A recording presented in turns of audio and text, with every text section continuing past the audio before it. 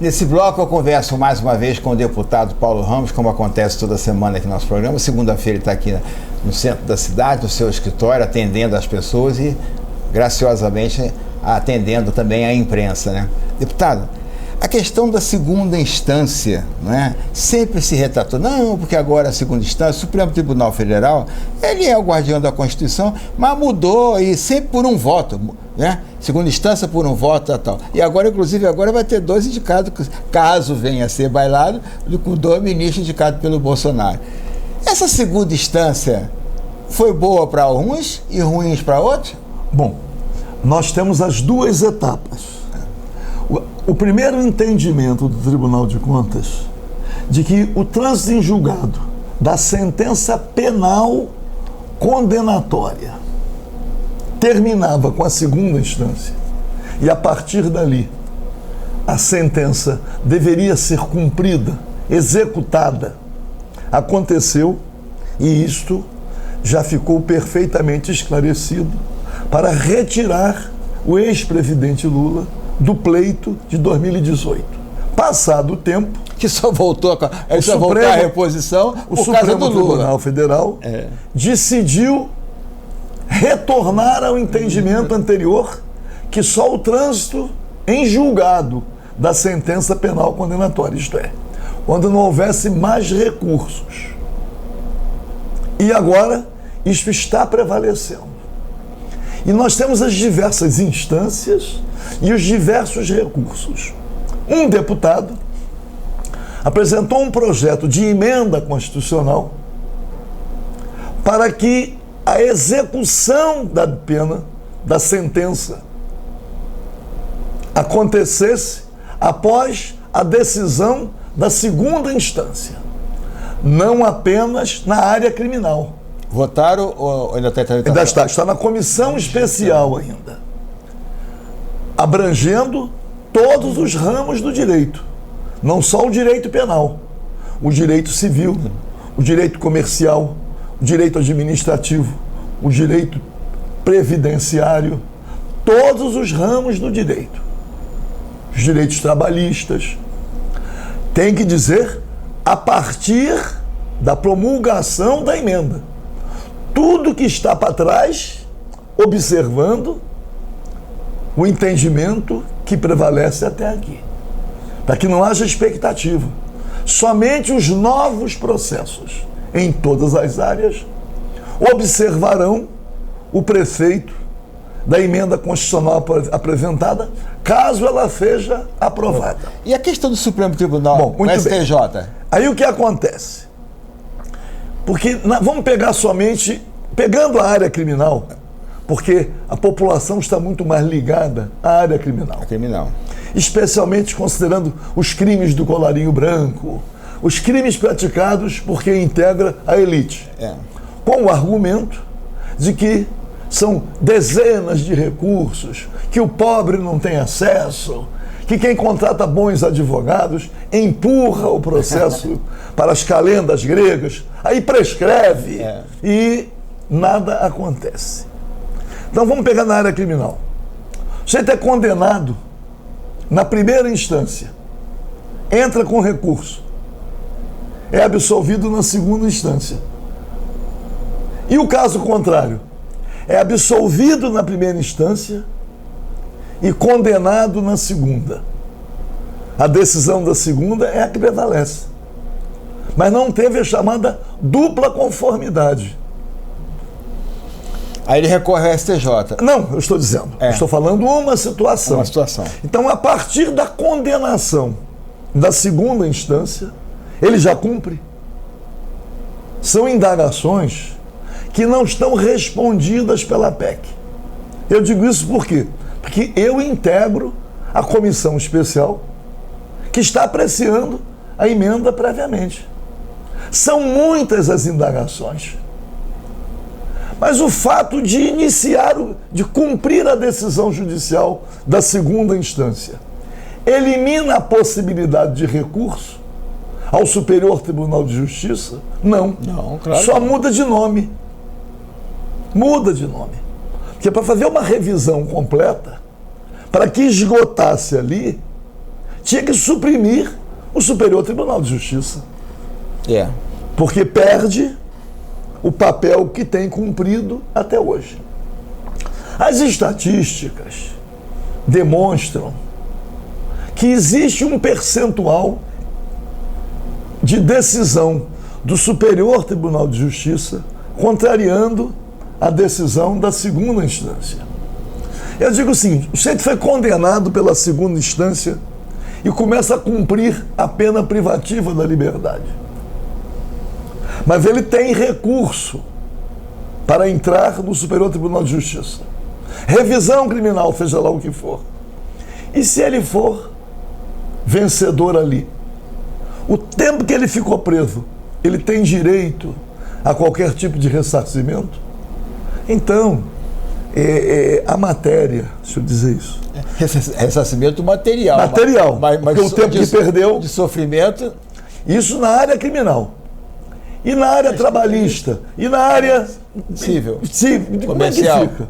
Como é que fica? O sujeito entra para a segunda instância, entra e perdeu o imóvel. Aí o novo dono registra, vende. E se depois ele ganha no seguinte? Como é que revê?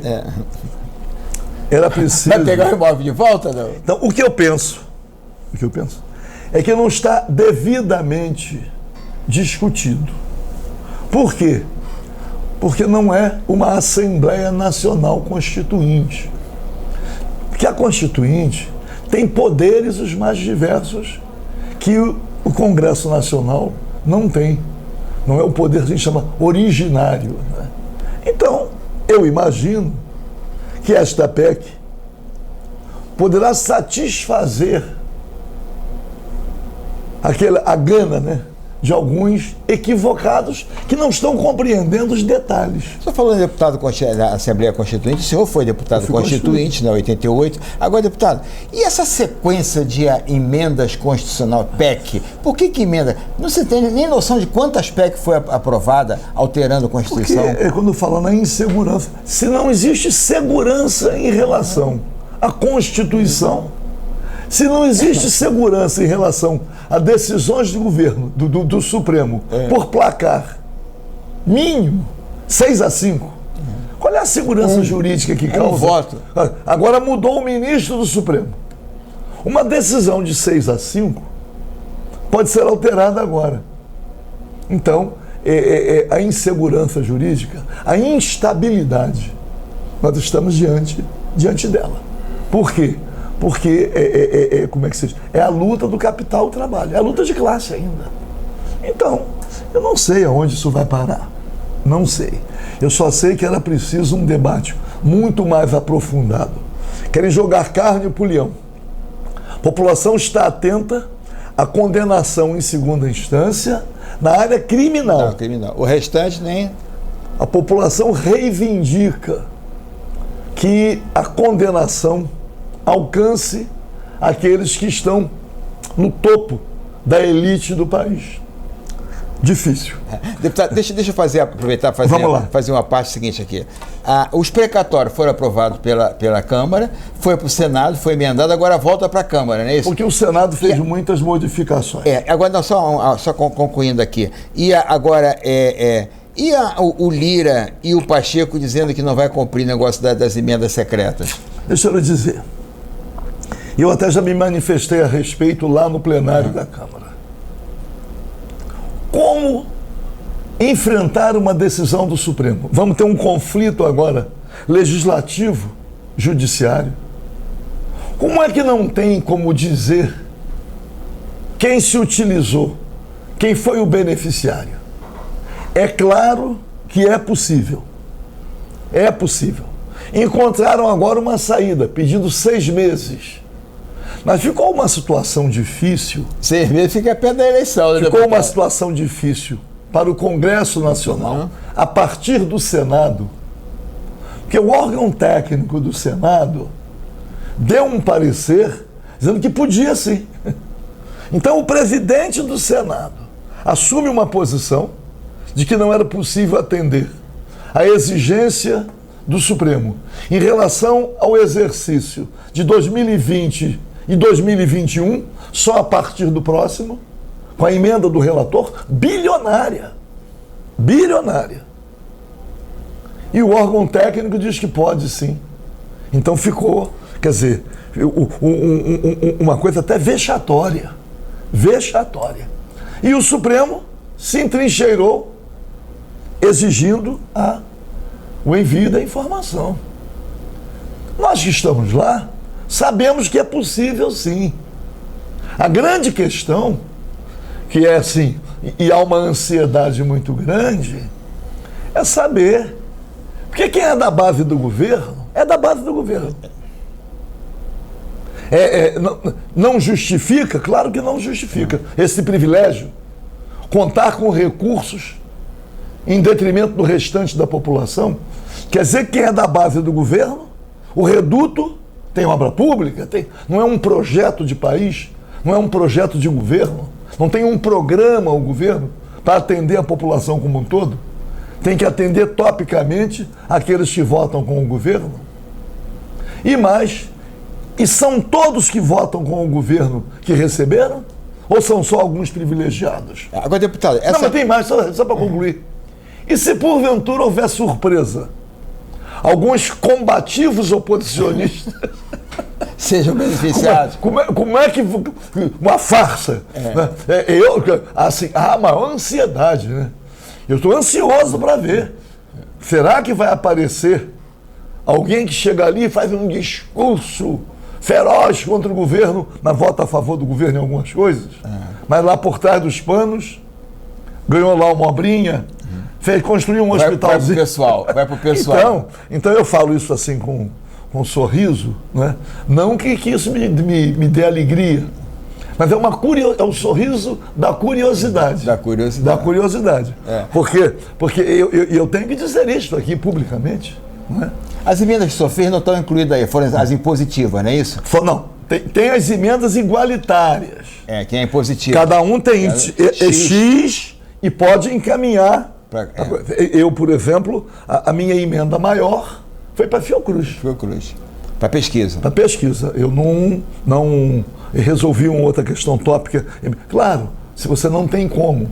Mas cria um problema. Eu, inicialmente, fui contra a emenda, mesmo em impositiva. Mas cria uma situação difícil, que a fila é muito grande. Você passa a ser pressionado, você acaba não recebendo nenhum agradecimento por aquele que você contemplou e fica odiado por aquele que você não contemplou. Porque o espaço é muito pequeno. Você é obrigado a analisar caso a caso para saber para onde você dirige.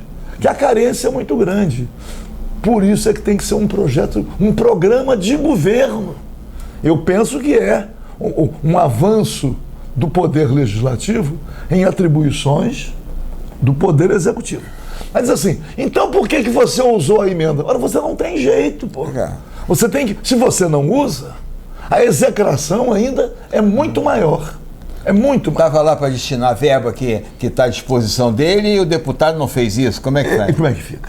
Vai ficar. Acaba, de qualquer maneira, a emenda a grande questão, que a emenda do chamado relator do orçamento, que é a emenda secreta, ela tem um valor muito maior do que a soma das emendas disponibilizadas para cada um. Para cada um. E aí vira um instrumento de barganha muito grande, pô. Muito grande. E gera uma disputa interna também muito grande, mas em termos que eu digo assim, democráticos, passa a ser um privilégio muito grande para quem. E chegar num município e fazer obras de peso, o credenciamento é muito grande. Aí você chega num município, ele resolve problemas importantes do município e recebe voto ali. Mas naquele município tem servidores públicos que vão ser prejudicados com a PEC administrativa ou a deforma administrativa, ou tem aposentados que foram prejudicados com a reforma previdenciária, ou trabalhadores que perderam direitos com a reforma trabalhista. Essa é a questão. Essa é a questão. Agora, deputado, então já está na Câmara, né, isso para ser votado novamente o precatório, né? Tem prazo e tem prazo para ser votado. A gente fala, né? que é a PEC do calote. Que é calote, pô. Que o governo tem fontes de recurso sem a necessidade de dar o calote. Para pagar o Auxílio Brasil. Os titulares dos precatórios. Pô. Quem são os titulares dos precatórios? Uma parcela de servidores públicos. Servidores públicos que tiveram direitos negados e entraram na justiça anos, ou qualquer outro cidadão. Mas tem muitos empresários também que têm. Muitos empresas milionários, né? Na verdade, o percentual é muito pequeno. Alcança mais o povão de um modo geral. Não é dizer que não tenha. Deixa selecionar. Acima de tanto, nós vamos... Mas não. Vai em cima do sofrido que estava ali para receber 80 mil, 100 mil. Né? E agora vai ter que... De qualquer maneira, é uma forma de descumprir decisão judicial. Para fazer esse tipo de acordo com o credor, só sendo feito através do judiciário e não uma imposição a partir de um projeto de emenda constitucional. Agora, deputado, o Supremo diz que não pode ter emenda tal, mas isso não é regimental, quer dizer, não é poder do Congresso e do Senado aprovar o orçamento e atender às emendas? É só o fato de ser secreto? Diga o seguinte... Tem que tornar público, é isso? Não. Na verdade, são os princípios da administração pública constantes na Constituição. A moralidade, a transparência, a publicidade... Sim, mas se o Congresso dizer, não, vai ser aplicado assim, pronto. Não, o Congresso... Ou não. Mas é inconstitucional. Essa decisão, se for tomada, de que não informa, é inconstitucional. Porque essa emenda do redator, ela não é impositiva. Não é pode ser cumprida ou não. Pode ter um deputado que votou a troco de voto de órgão não receber. Nas emendas impositivas não tem havido problema. Não. Mas na secreta que é o problema. Na secreta, né? Porque a impositiva, pelo menos, igualou. Se é situação, oposição, e não é uma quantia grande. Tem que dizer isso. Você chega no estado do Rio de Janeiro, 92 municípios. Aí você tem 15 milhões. Aplica onde? Aí tem um percentual que tem que ser para a saúde, já compulsoriamente para a saúde. Que é bom. Tá bom. Deixa eu dizer, na PEC dos precatórios, e eu tenho visto muitos professores que não estão satisfeitos. Tem os precatórios do Fundef, que é da educação. E porque deixaram de pagar aos professores. E o precatório do Fundo da Educação, o precatório foi privilegiado, porque os professores vão receber num prazo menor do que os demais credores. E eu tenho encontrado professores que não estão satisfeitos, não, que não queriam esse privilégio, porque foi o artifício, o argumento utilizado.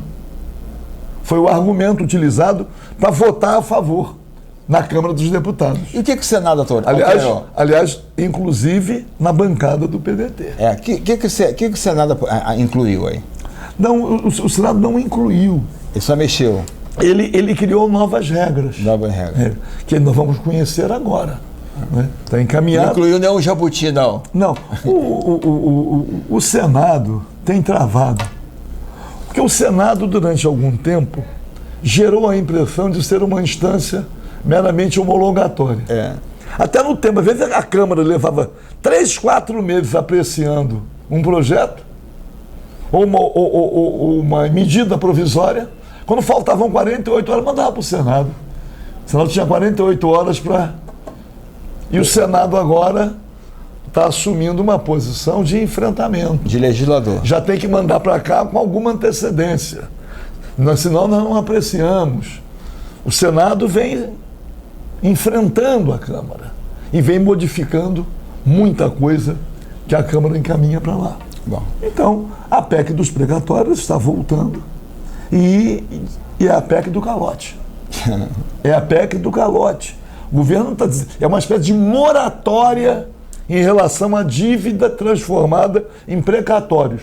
Por que não faz a moratória da dívida pública? de um percentual. Mas isso é calote, deputado.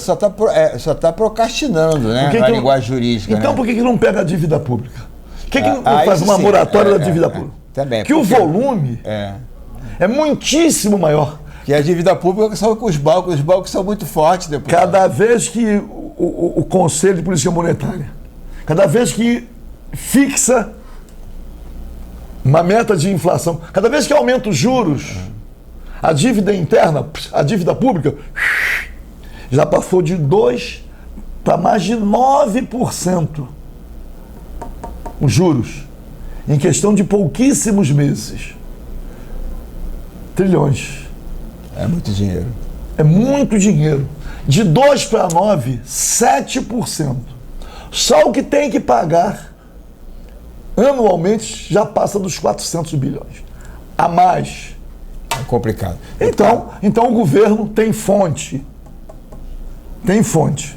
Porque o Brasil não pode continuar sendo, como tem sido ao longo das últimas décadas, estar dentre as maiores economias do mundo e pagar esses salários. O povo está aí na miséria. Tá complicado.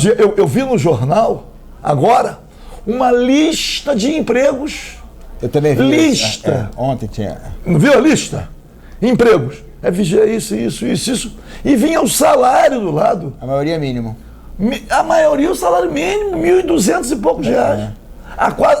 A maioria não. A totalidade. A variação era de R$50 para lá e para cá. Só os mais específicos de curso superior. E aí a inflação está aí, especialmente dos gêneros de primeira necessidade. Vai no supermercado. E o gás de cozinha. Tem agora o Vale Gás também. Do Estado e do Federal. Também que não vai atender todo mundo, né, deputado? Como é que vai distribuir esse Vale Gás? Essa é a questão. Essa é a questão. Deputado, olha, eu acabar com a nossa entrevista aqui, lamentavelmente, dá para falar o programa inteiro. Não, vamos embora. Com o senhor, é só perguntar que o senhor dá um esclarecimento. Até a próxima. Bom, eu que agradeço. Mas essa oportunidade, vamos entrar em 2022. Já. Que precisamos decidir os destinos do nosso país. Então, na próxima entrevista, eu vou falar sobre o processo eleitoral. Processo sucessório, vamos lá. Vai ser com o deputado federal Paulo Ramos, do PDT. Daqui a pouco a gente volta.